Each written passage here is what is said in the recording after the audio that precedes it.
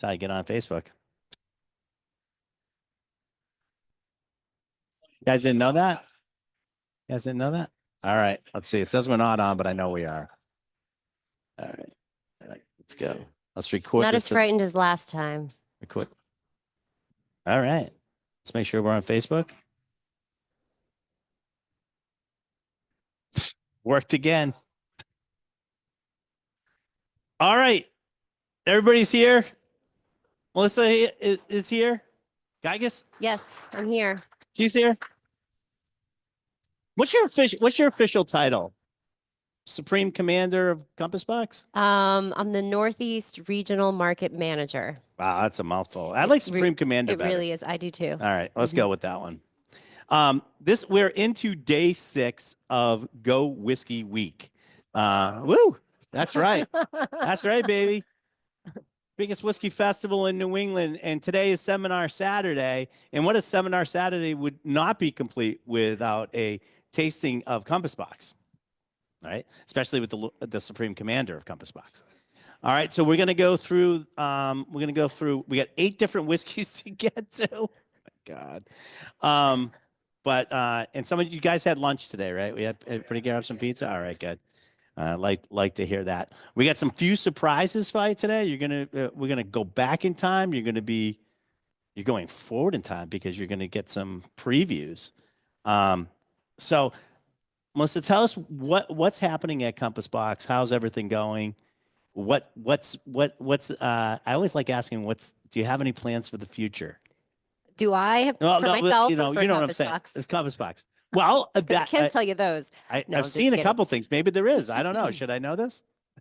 No. What's going on with Compass Box? Well, we're celebrating 25 years. Nice. This year, so that's really exciting. You're going to be tasting 2 whiskeys before anyone else. So that's really exciting. We're really streamlining, and I talked about this last time, streamlining as far as our portfolio, right. Streamlining our core, making sure that our limited editions that are coming out are also limited. And as far as the company goes, we have multiple whiskey makers right now. And we're just trying to continue to make delicious whiskeys. That's a good goal. I like that. Yeah. And I'm just out there just being what commander am I? Supreme Commander. Yeah, I mean, come on. Yeah. Jeez. You forget so quick. I'm actually going to ask them to change once they my get cards. this high, they forget so quickly. I'm just in charge of everybody, Ryan. Why? Why do you ask? Well, I'm new to Massachusetts, and I'm really enjoying my time in Massachusetts. For the last 4 or 5 months, I just took on that state. Really? Yeah. And you've been enjoying it? I have. Your event, my last. Okay. Well, your event, my first event in Massachusetts. I think, hearkening back to that event, I think we were promised some singing and some performing, but oh yeah. But we'll let that slide. Okay. This time, only because you blushed. Okay. We'll let it slide this time. It doesn't take much. It doesn't take much.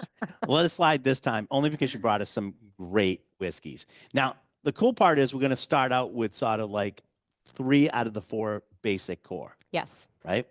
And it's not to say it's basic, but this is the ones that are available all the time, day in, day out. Yes. Right? And this is the carry through. There's one that's now been there for a while, the Orchard House, and then we get the 2, the Necrosity and the Crimson Cask, which are sort of fairly new players to the game. All right, so let's start because we got 8 whiskeys to go through, and we'll run out of time if we don't go. Oh yeah, yes, thank you. So the mats that you have they say what they are? They're all wrong. They're wrong. Not all of them. Well, not all of them, but let's just put it this way: we changed it, but we made it better. So you just have to pay attention. This is actually what you're tasting in the order you're going to taste it. And we will go through, and just so you know, you have 2 rows of 4. The top one, left to right, 1 through 4. Second row down, the closest towards you, that's 5, right? 5 through 8, right? And those are the closest ones to you in order, left to right. I think the kids pay a little bit more attention to Sesame Street than me. But yes, Charlie, you're correct. All right. So the first one does line up. It is Orchard House. Yes. Right? So we have Orchard House. Orchard House came out in 2021.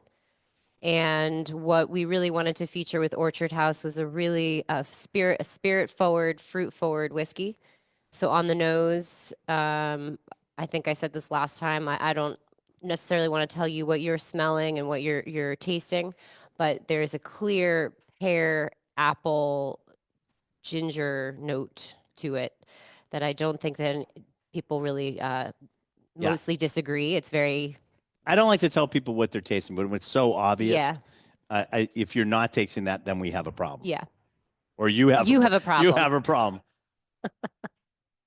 No. I always love. I do like this one. It it is surprisingly flavorful, where I didn't think it was such a light, delicate whiskey that it would be. And by the way, this is also one that I use a lot for like mixed drinks. Mhm.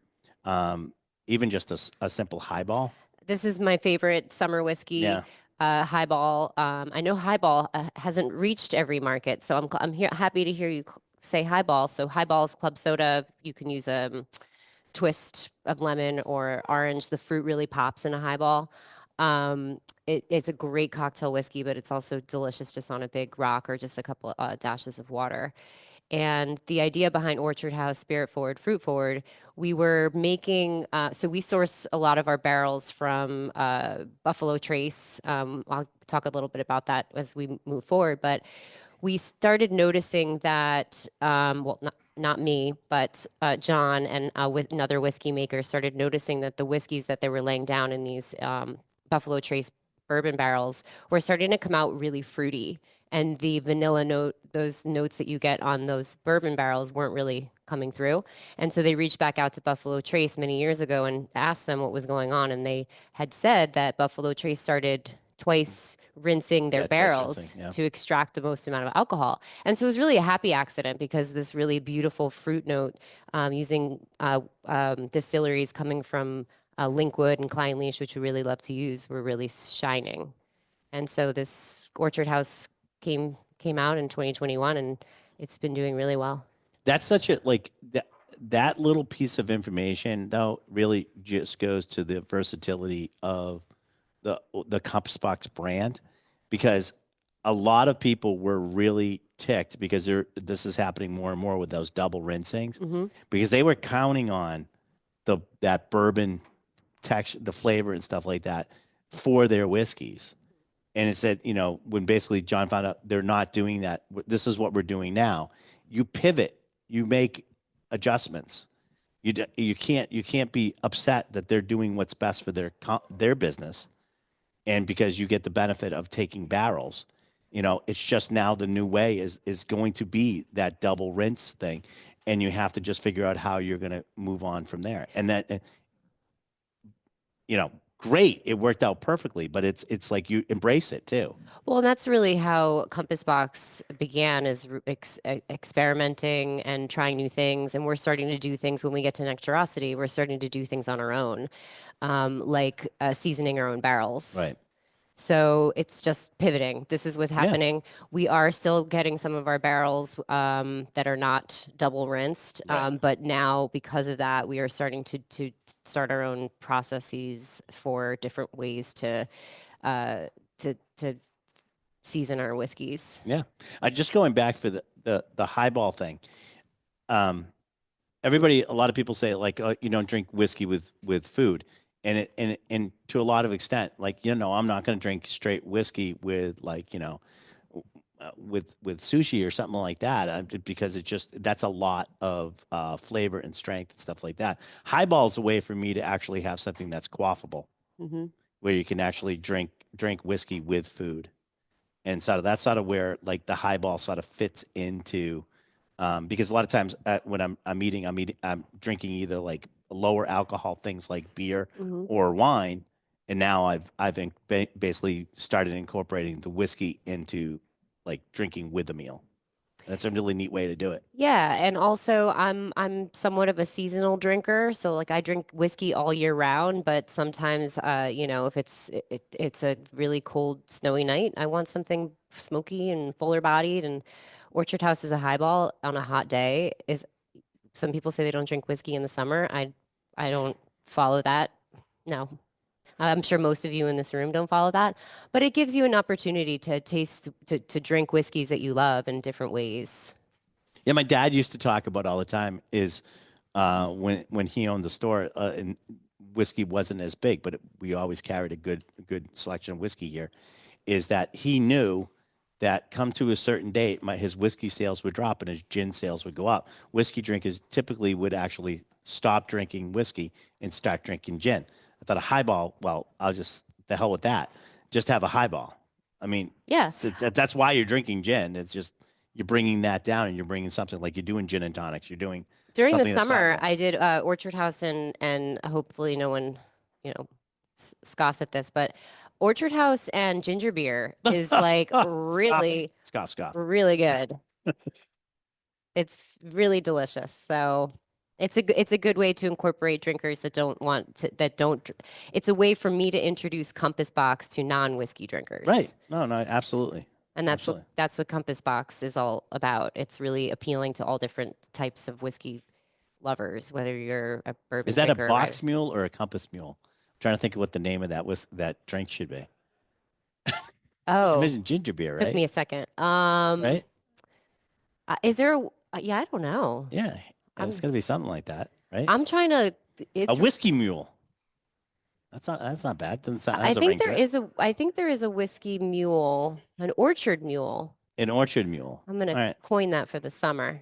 Fruit We're mule. gonna have fruity orchard whiskey mules all over Massachusetts. You're just trying to change this state now that you're living here. Now that you come here. All right. What's the next one? So the next one is Nectarosity.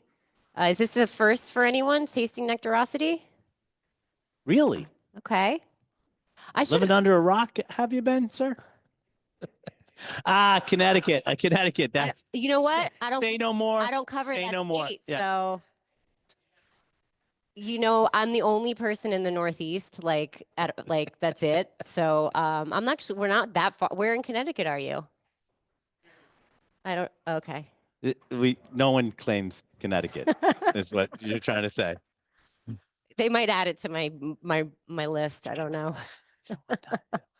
Okay, so next is Nectarosity. The Nectarosity and Crimson Cast, our next two whiskeys came out in the fall, in September, October, depending on your state. And the idea behind the core four, we are skipping Peat Monster today because we have so many other delicious whiskeys for you to taste, and we're going to be pouring that. Well, I'm going to be pouring that later and tomorrow, so you'll have plenty. So we're doing Nectarosity number 2. So Nectarosity is really geared towards a bourbon drinker. It doesn't have any peated whiskey in Nectarosity, and this is a blended Scotch. Orchard House is a blended malt whiskey, and Nectarosity is a blended Scotch. It's about 65% malt whiskey and the rest grain whiskey. And for anyone new to Compass Box? Anybody not had Compass Box before? Today? I was like, wait, what? Not in this corner. We have determined that to be a lie. So for those that don't know, Like Maury Povich and pull out the envelope. That we have determined is a lie. Yeah, you are the father. So I'm Nectarosity. So all of our whiskeys have a recipe wheel on our website. I know it's hard to see because it's very small, but I have all of them for all of our whiskeys except for the one that was gifted to us to drink today, which I just had to quickly look up the recipe. But all of our recipes have a recipe wheel on our website, whether they are limited editions or part of our core. So this is Nectarosity's recipe sheet. And so you can see, well, you can't see because you can't read it, but this is all of our grain whiskey over here, and then all of our malt whiskey over here. And on this recipe wheel, it tells you all of the distilleries that we're using, what it's filled in, whether it's first fill bourbon or second fill or French oak, and how old the whiskeys are. So when you look at this, they're tiny. The whiskeys in Nectarosity are anywhere between 6 and 18 years old, on average about 11 years. Okay. Now, Scotch Whiskey Yes. Association They love us. fights tooth and nail. Yes. You know, when it was finally, because because John was a big one in this. When it was finally said, like, well, you can put it on your website. I think he had a grin on his face. He said, sure, I'll put it on my website. You thought what I was telling you before was transparent? Wait until you see what I do now. And he really told you the whole story of every whiskey that he did. And it still continues to this day. It's all the whiskey all the time, telling you super, super transparent. Yes, that's what Compass Box is about. That's where we started 25 Have they years do ago. that with Johnny Walker Blue yet? No, they haven't. I just got canceled. Wait a minute. What happened to my? You got canceled? Oh, Yeah, they're not watching. They're not. They're always watching, John. They're always watching. so how's everyone like Nectarosity?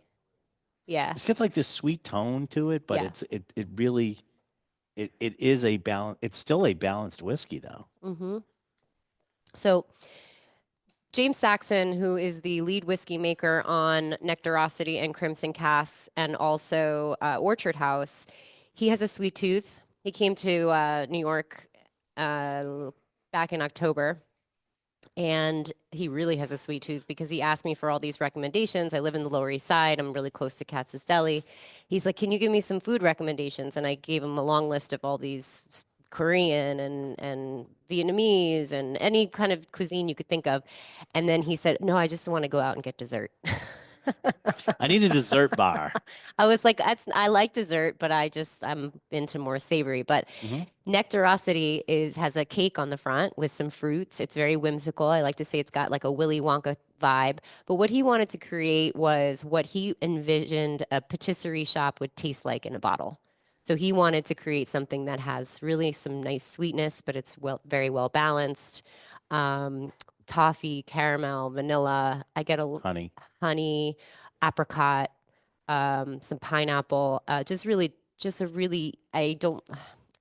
need a better word for easy, but like it's just a delicious, easy drinking whiskey that has layers, but it's really complex yet simple. Yes.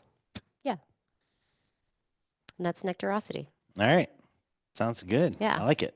Now, the next one I'm going to try is not Peat Monster. Actually, I missed something. You did? Yes. What? Well, I do want to mention Nectarosity, and I know I said this, but it's important, is that because of the discovery with these twice rinsing of the barrels, we started sourcing some of our own barrels from a cooperage in Missouri and seasoning them ourselves with our own Cameron Bridge. So we're taking and Girvan. So we're taking our grain whiskey, seasoning our barrels ourselves for about a year, and then taking out that grain whiskey and saving it for future releases, and then putting the whiskeys into those seasoned barrels.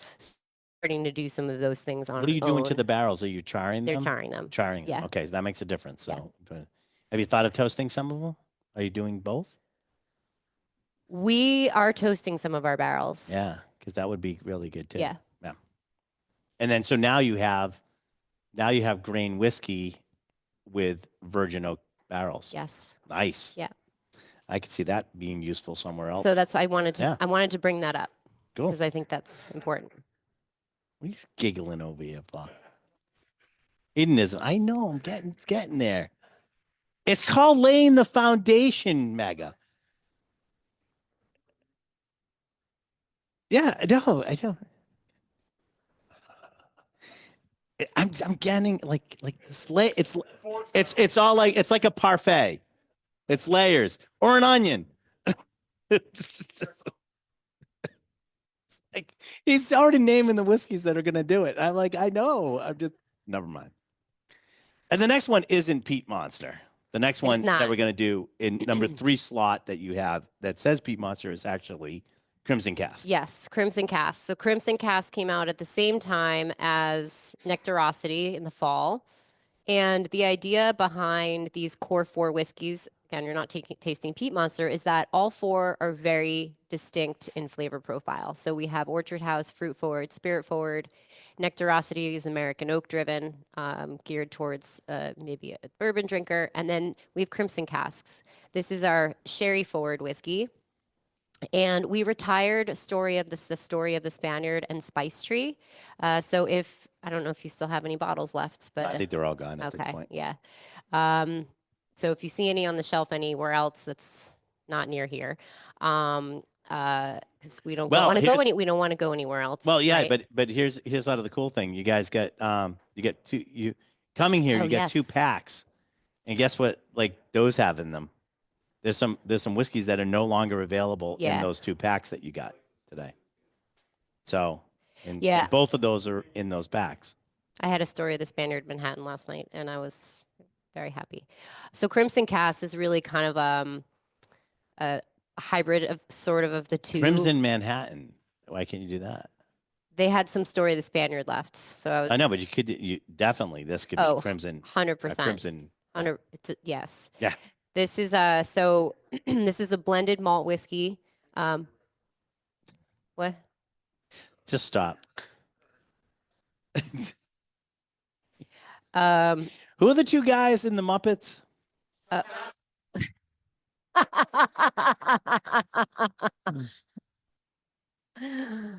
What are you gonna do now, Frog? Okay, Crimson Casks. So this is, and as you can see, the colors are all very different. We don't Yeah. use any caramel coloring to our whiskey. So what you see is what it's filled in. We are using some whiskeys coming from Glenmorangie, Ben Rennes, finishing some of these whiskeys in sherry cask, first fill bourbon, French oak, and also about 6% in red wine barrique. And this is for those that love a Macallan 12 sherry or those rich sherry casks. I'm not saying that they're the same. I prefer Crimson casks, but I guess I am partial. But this is our heavily sherried whiskey, and so all three of these are very different in flavor profile. Again, we have our recipe wheels. On average, Crimson Cask has a 8 to 18 years of whiskey, about on average 11 years old. Nice. Like that one. Yeah, so the red wine barrique is Glenmorangie. In ex-Spanish red wine barrique, it's 5.8%. Yeah. A little goes a long way. I went Right. to a Glenmorangie seminar in New York and learned how to say it correctly. That's the challenge. 'Cause I thought, yeah, Yeah, I didn't know it was Glenmorangie. I thought it was Glen Moray. It actually is Moray because it's French. I'm just teasing. It's a joke. Calm down. I'm gonna get everybody by the end of this thing. I'm getting everybody mad at me. I get Diageo mad at me. I'll go like Glenn Murray get mad at me, and we'll be all set. And I'll walk home and watch out for the assassins. That's all. I'm not mad at you. I know you're not mad at me yet. Yeah. Give it time. Yes. Give it time. All right. And that's a sort of one of those underrated whiskeys too. Very value orientated whiskeys that if you're ever looking for something that you want to try and something like that, they have some finishes, and that's the one I do recommend because it won't break the bank, and you can actually see if that's a way you want to pursue. Yeah, so all core 4 whiskeys we want to have on the shelf under $75. So we want them to be, using older whiskeys, older stocks, elegant but also approachable, so you're not breaking the bank. Right. Nice. Yeah. You're welcome. Welcome. All right. So number 4 is not Crimson Cask because you just had that one. What's number 4? So number 4 was gifted to us by Mega. Megazone from Megazone Collection. From Megazone Collection, and I've never had this, and I had to do a little sleuthing before I sat down here. So Compass Box has been around for 25 years, celebrating our 25th anniversary this year, and it was started by John Glazer, and we've been talking about him a little bit.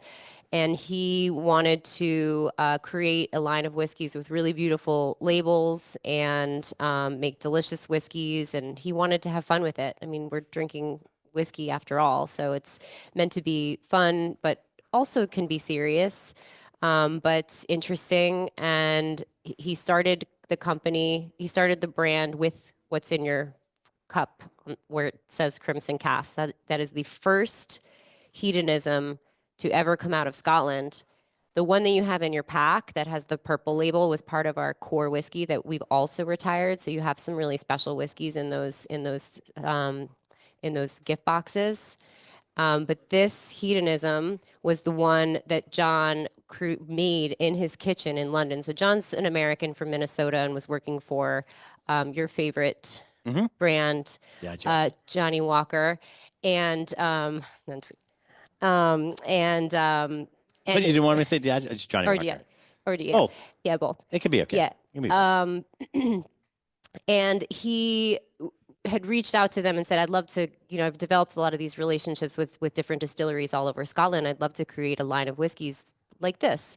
And they said, well, you use the relationships you have, but you'll have to do this on your own. And so he started blending, and at this time he was living in London, and he started blending these whiskeys, grain whiskeys in his kitchen. He noticed that there was a lot of grain whiskey that wasn't being utilized to be the star. They were fillers. And so this is the first whiskey that Compass Box ever came out with, which I've never even seen it. Like I haven't, not that I haven't seen it on a shelf. Like I see it now. Yeah, I see it now. So. The what's that? Right. Yeah. Yeah. So the John. This is John's manifesto. Yeah. Basically. So on the back here. So there's a female figure on this label. John really loves art, and he fell in love with this piece of art and decided he wanted to put it on the label. And it was the first known label with a female figure on it to come out of Scotland. And so that's important for us moving forward, because all of the hedonisms that we come out with, and the one that you're going to be tasting next, have a female figure on the label, and I'll talk about that when we get there. But this hedonism, there were 690 bottles that were ever made of this hedonism, made with whiskeys coming from closed grain distilleries from Caledonian, which closed in 1988, and Cambus, which closed in 1993. So I don't have a lot more information about this particular bottle, but I'll tell you that, and I haven't even tasted it yet, it's very special to have this, and I'm excited to try it. So hedonism is a blended grain whiskey. It was also the first blended grain whiskey to ever come out of Scotland. So there's a lot of firsts when it comes to hedonism. So he was really a pioneer to put blended grain whiskey on the map. Absolutely. What do you guys think? Thanks again. Thanks, man.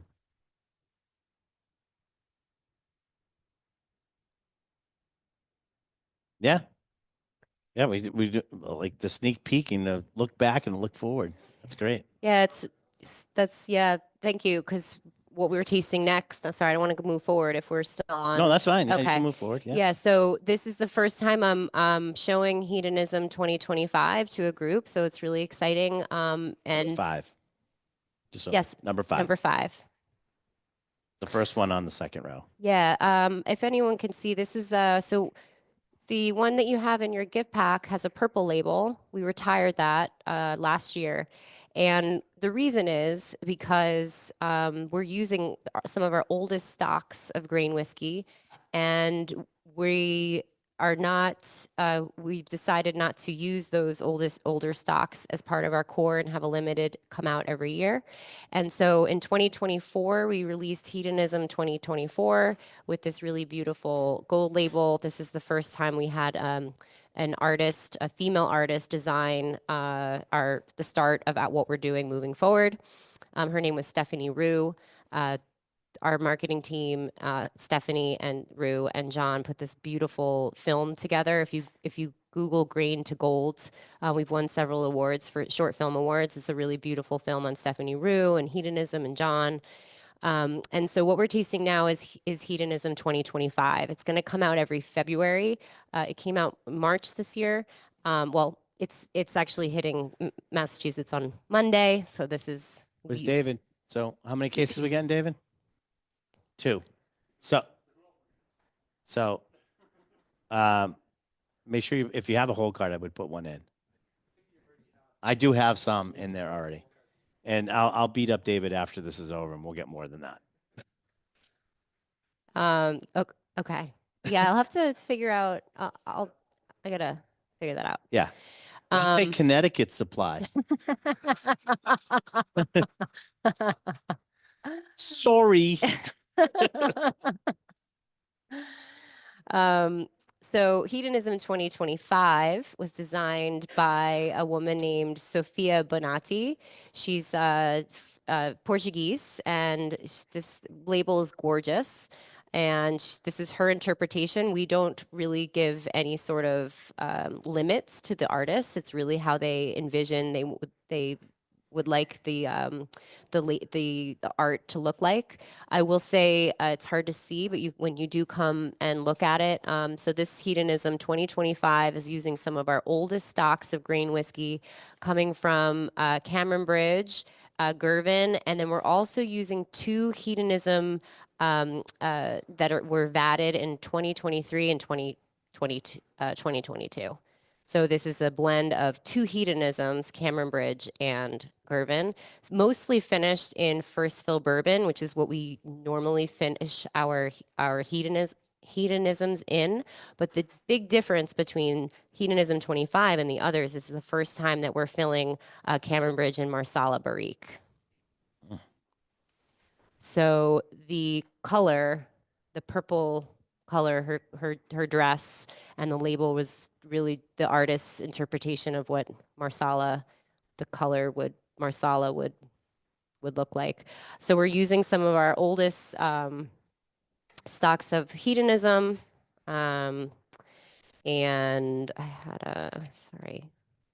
Yes, I have notes, and I know. Last time I talked about my laminator. So on average, 14 to 25 years of grain whiskey, 14 to 25 years of grain whiskey, and average age is 18 years for Hedonism 2024.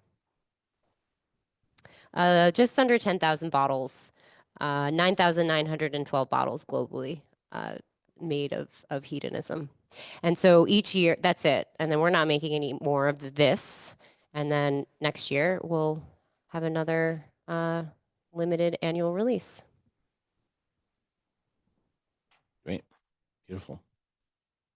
Like that one?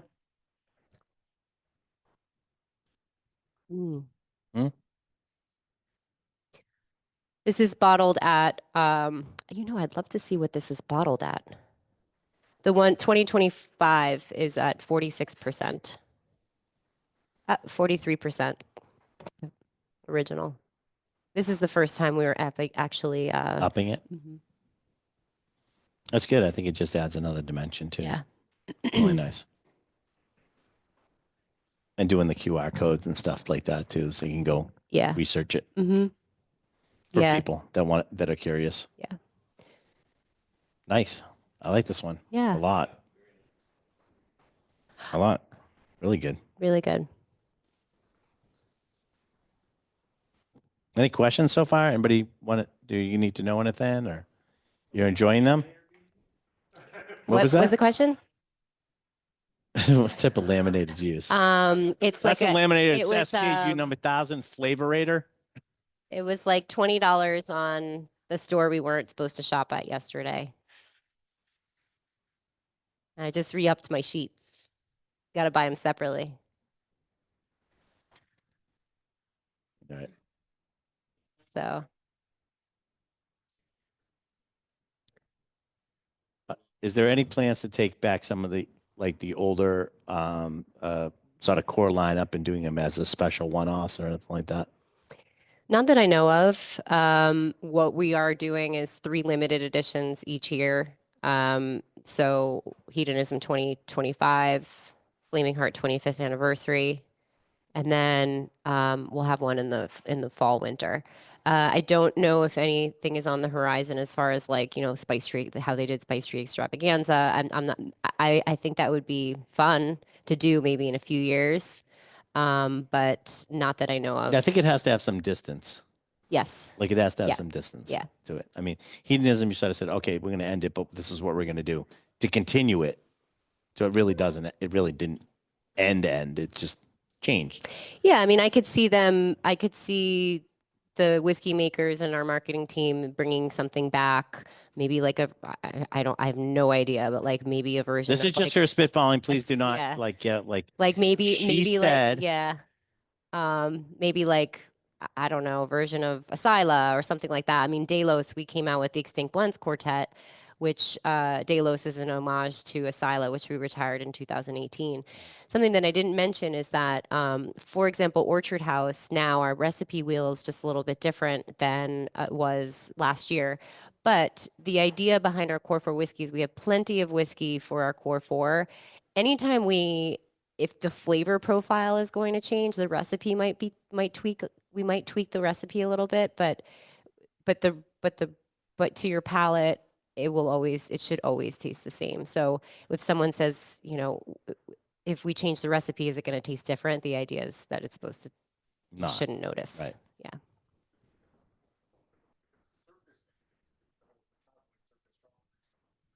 Yeah. Yeah, the circus and then the traveling circus came out. Yeah. So the traveling circus is travel retail.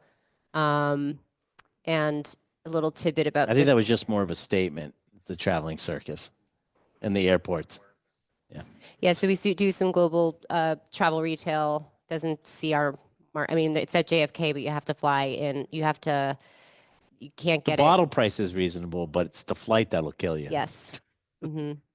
Traveling circus, little tidbit about that. Someone asked James Saxon at one of my seminars, how long does it take for you to come up with a recipe? And it's trial and error. So that really never happens on the first try, except for the traveling circus. It was the only whiskey that he said that he made that he made it the first time, and he was like, "This is it." So if you're traveling outside of the country, it's at JFK, LAX, and it's in Dubai, and I think somewhere else, but we should take a class trip to Dubai. Just to see. Just to pick up a bottle. Yeah, just to pick up a bottle. Why not? Why not? It's crazy.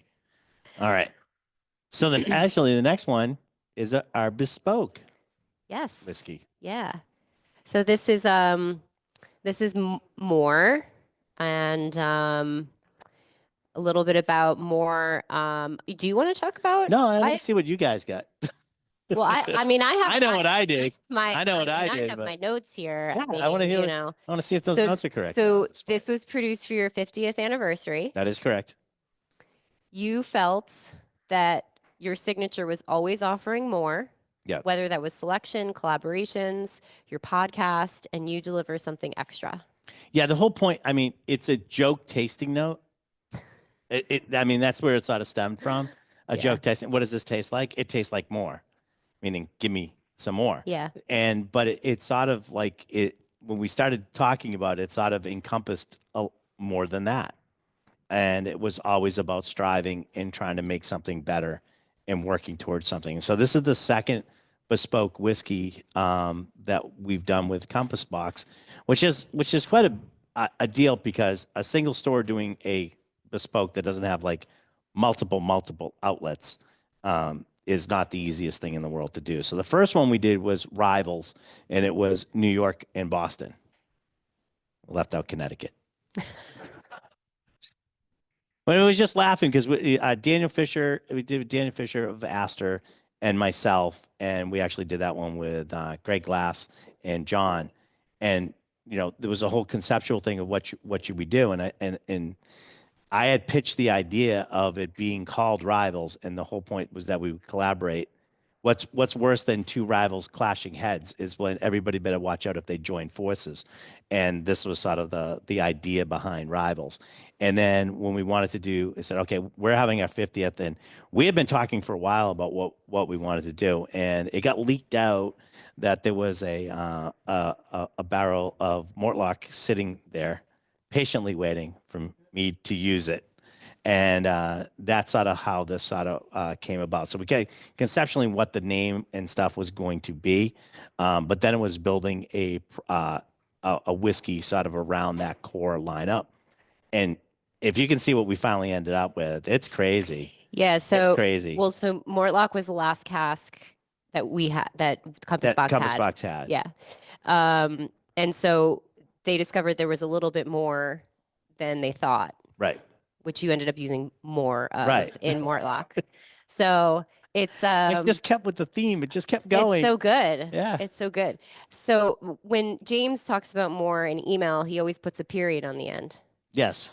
There is a period on there. Yeah. So I think I put a period. No, I think on there there is. No, I'm Oh just no, saying. I took the period off because I Oh, I didn't think we see did it. take it off. I I didn't think we see took it. it off. Yeah. But he always puts a period It's on it. yeah. It's because technically it's more period. The finalization of more.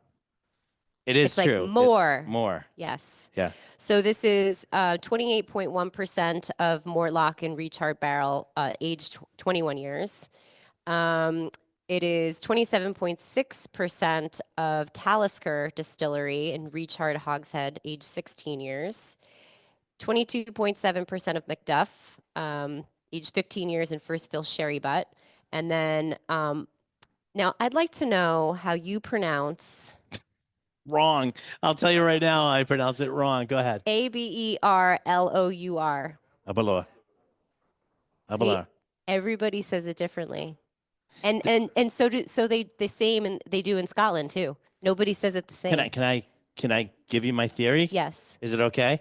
So this is all some inane joke by the Scots, right? And they keep change. So they tell you one thing, it's pronounced this way, and as they drink, they start changing the pronunciation, so you can never get it right. So no, like you think I'm kidding. I'm not kidding about this. So as we're drinking more and more, they keep, I go, didn't you just say it was this? And they go, no. This is how you pronounce it. And I think they keep changing it. As you drink more, they keep changing it. So there's no pronunciation of any of these words. Because they're messing with us. That's messing with us. They're messing with us. Exactly. Yeah. So anyway. I think Josh Haddon is going to back me up on this one.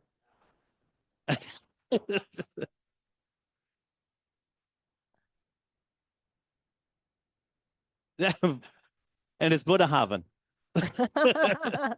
Well, it's 21.6% of Abelauer Distillery. We know what you mean. Age 24 years. 24-year-old Abelauer. So it's a really special, delicious whiskey that you put together. This whole thing really came. This is the same thing, and James and I talked about this along with John. It all comes down to the same thing about balance. And that was the whole point of this whiskey too. We wanted it to be something special, but just as when we did Rivals, we had the same sort of feeling behind it. At like that one, we got to a certain point and we said, "This is really good. Let's just go with this." And the whole point of that one was, I said, it is good, but the point was, people were going to buy it and not get another one. And the whole point of this is finish the bottle, get another one, because I don't want somebody to just like lock this up in their collection and say, I got it. And when they try it, they're like, oh, okay. I want them to go like, oh, and all of a sudden you go like, man, I need another one of these bottles. Cause I wanted it something that you would always go back to. There's always something new.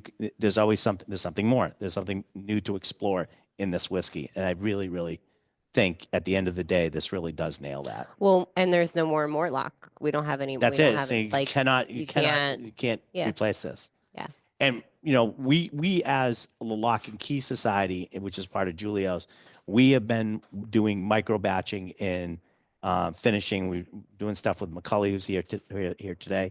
But we've been doing this like micro batching and doing a lot of other stuff and actually blending.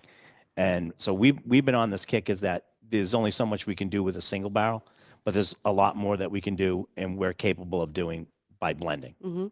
And so we're stretching how we do things too, as well as making new whiskeys. Yeah. What do you think of more? Do you guys like it? Yes. Yeah. What's that? Like it more every time I try it. And that's a good thing. That's what we winning the hearts and minds of Americans everywhere.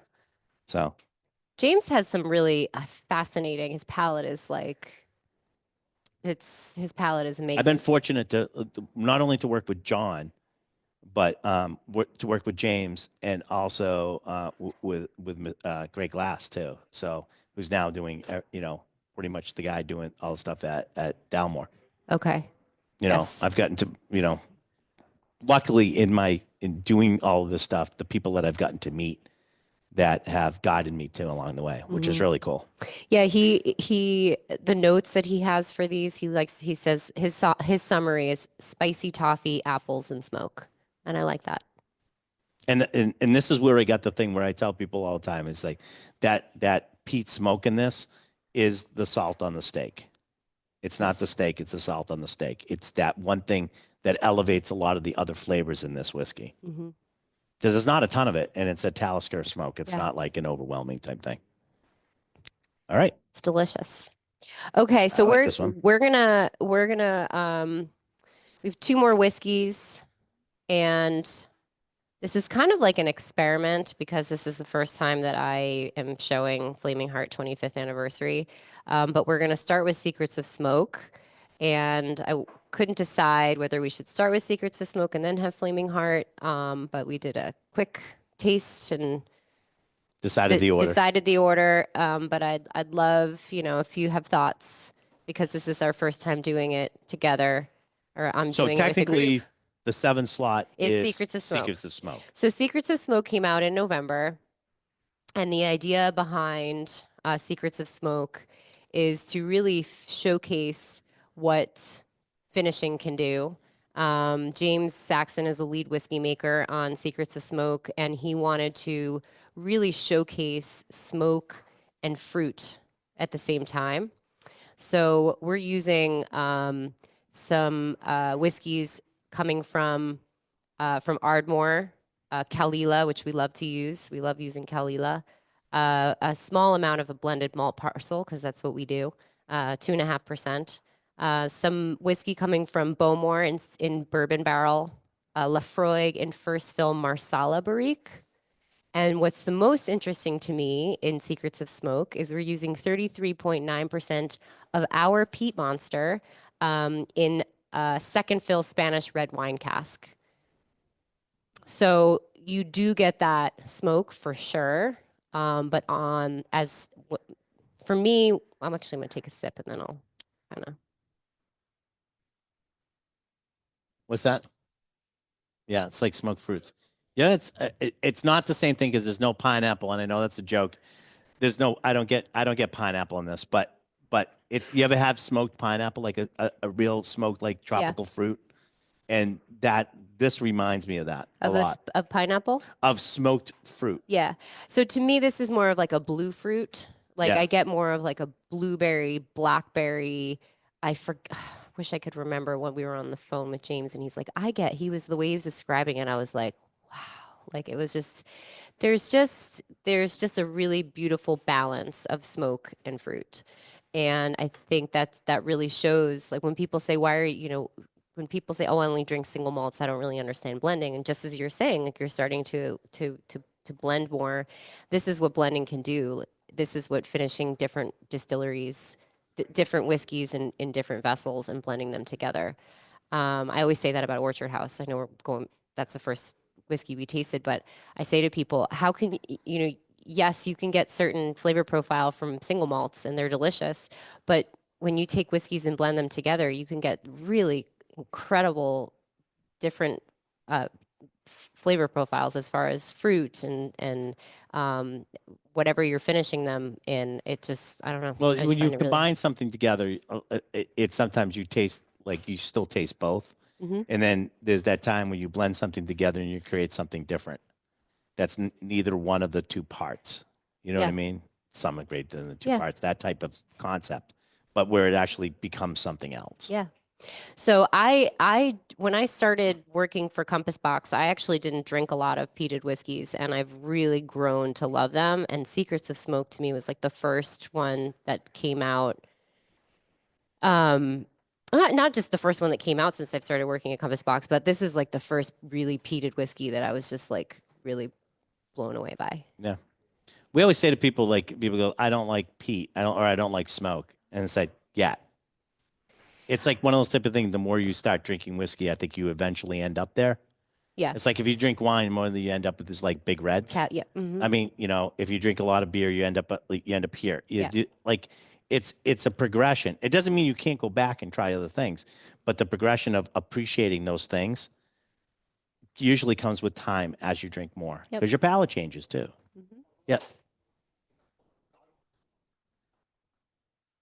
Yeah, I mean, Or you they'll can't. drink mezcal. Yeah. I always try to like, and if anyone's like, I don't drink whiskey or like, I said, do you like mezcal? They're like, yeah. And then I'll show them Glasgow Yeah, blend. right. And it's got that same level. Yes. See, this is when I ask for things. All of a sudden they just come. She has smoked fruit. Are we going to smoke it in a pipe? Or has it already been smoked? Is it good? Yeah, it's smoked. That's it. It's interesting. I was just trying to think because I think most people have at this point have had like a smoked pineapple. It just seems like that's one that I've had smoked mango. I've had like different ones, but I think that's the one that sort of clicks. Yeah. Okay. Sure. Yeah. Good enough for everybody. Let's go.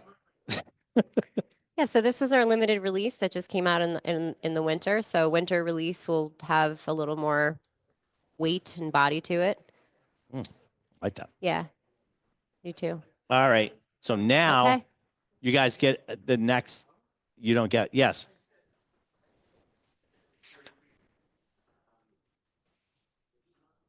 Yes. What? Lecheg. Legi. Lecheg. I don't know. What makes up Peat Monster? He's asking this. Oh, sorry. No. You're thinking like the Isle of Mull. So Piedmont, the Peat Piedmont. Monster's kind of fun. You're saying the peat on this is a little funky. Yeah. Right. No, Piedmonster is made with Lafroig and Caolila and a tiny percentage of 1% of Highland malt blend. Okay. Yes. All right. Very Okay. good. I like that. So this is very exciting. I don't know who's watching. I hope I don't get in trouble for this. This Flaming Heart 25th. Yeah, no, that's anniversary, okay. but, Get in you know, trouble. It's yeah, good. It's good for you. hope so. Take it from me. It's really good for you. Yeah. Get in trouble. Okay. It's good. But this is really I like the exciting. nose. I just tasted this for the first time last night. I waited. I actually had it for a few weeks, and I really just wanted to wait and enjoy it with everybody. So we have. Well, if so you really this want to enjoy it with everybody, you waited to wait until today. I know. I had to Okay. show it yesterday. Sorry, That's okay. but We'll let it go this time. I know. I shouldn't have said. I should have lied. Yeah, well, Too late. I'm a terrible liar. too late. I We would have really- known. Yeah, you would have known. Yeah. I would have turned bright red. Yeah. I'm lying. So I did taste it yesterday. Okay, so Flaming Hearts 25th anniversary. We've had 1, 2, 3, 4, 5, 6, 7. We have 8 iterations. This is the 8th iteration. The first Flaming Heart came out in 2006. 2007, 2010, 2012, 2015, 18, 22, and 25. I have not had all of those, but we really wanted to celebrate Flaming Heart. It's a limited release of 9,384 bottles. It's technically coming out in April, but it's here. Flaming Heart 25th anniversary. So we're celebrating our 25th anniversary, and we're celebrating with Flaming Heart. Flaming Heart was a M. Ward song, which was John was really passionate about and is. I don't know why I keep saying was in past, but about music and art. And as you can see from the labels, and Flaming Heart, M. Ward song, and all of our labels of Flaming Heart have some like cool song references. And what we have here, recipe wise, we have a 17-year-old Ben Rennis distillery at 35%, 35.5%, a 17-year-old Talisker, 48.1%, 18-year-old Lafroig at 3%, and 14-year-old Williamson Isla Malt at 13.4%. Yes, Lafroig. I did a little research on Williamson, yeah. Teaspoon. Yes. We have a blending room where right now they're sending out some secrets of what's happening on the horizon, and Mega messaged me and said, "What's happening here?" I'm like, "I don't know." They didn't tell me. So I do know now. I'm now on their blending room mailing list. So this is the 8th anniversary of Flaming Heart, celebrating 25 years. I'm gonna take a sip of this. Did we do it in the right order? What do you think? I think you could have done either one. You could have switched them. I don't think either way is really wrong. So the idea behind Flaming Heart, okay. Yeah, I don't think either. Yeah, This is like this has a little bit more sweetness to it. yeah, Yeah, it's like the Yeah. spiciness is like tighter. yeah. The Flaming Heart is really features smoke and French oak. So you're Said don't open those, and the first thing he does is go and open them. All we could hear is crinkling. so Just teasing you. I'm just so you're fine. Don't worry about it. so the idea behind Flaming Heart, really like the general idea is peated whiskeys in French oak to soften it up. So I think this is really well balanced. I think it's very well balanced. That's a really nice whiskey. It's a really nice whiskey, and price point wise for our limited editions that are here, are very. I'm not sure what you're pricing them out to be. I don't know, but David. What are they're we getting? they're How much are we approachable. getting of those? Okay, that's the right answer, right? Right, Jameson. That's the right answer.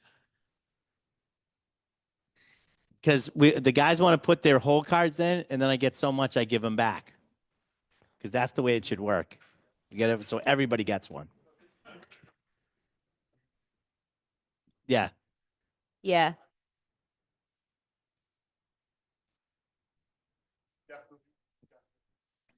It does. Sweeter. It is Yeah, it's sweeter. It's got definitely like it's got like gingerbread like I mean, I think that's coming from the It's French got oak, but gingerbread. That's a really good. That's a really good note on that because I was getting like this ginger. yeah, That's spicy. yeah, Like not everybody realizes how spicy ginger is, but that's really what it comes across. yeah. Like it's got But still that sweetness that you're talking yeah. about. I think that's a good point. Yeah. Yeah, James, who's been the lead on a lot of the whiskeys that we've tasted here, except for the first hedonism. He obviously wants to make whiskeys that he really loves, and I learned when he was here in October that he doesn't like sherry forward whiskeys, and so Crimson Casks, I think, is a whiskey. It's well, he said it. It's a whiskey that he would enjoy drinking. I think that because he combined some first fill bourbon and French oak to the sherry and the red wine. Story of the Spaniard is very sherry and red wine forward, so it's got a really nice balance. But I think whoever is the lead on any of these whiskeys will impart their palate. It's only natural to do Yeah. so. Yeah. As long as it aligns with everybody else and enough to sell the whiskey, then you're okay. Yeah. You know what I'm saying? Yeah. Yeah. You know, you can't make everything for yourself because if you make it too much for yourself, then not enough people are exactly like you. Right. Well, and I think that there really is, if you're willing to try whiskey, Yeah, something here for there's everybody. something here for everybody. Yeah, absolutely. Yeah. Well, so I want to thank you so much for Oh, being thank here you. today. I really, really appreciate it. Yeah. You got a lot of work to do because we got tonight Yeah. and we got tomorrow. Yes. So Yeah, I'll be here tonight. I'll be showing some whiskeys that you haven't you didn't try today. Yeah, you didn't try today. We'll be showing Artist Blend and Glasgow Blend and some Peat Monster, and we'll do some. Not we're not You're not all of not them, going to do the other ones, but you'll yes. have plenty to taste. Yeah, that's so right. which table one? table 23. Table 23. All right. I like it. All right. Thank you. All right. Thank you, everybody. Just so you know, and John will probably tell you. Well, first of all, thanks for everybody watching us on Facebook. This will also become on wherever you get your podcast. Look for It's the Liquor Talking. You can find it there. But again, once again, you should have been here. It was awesome.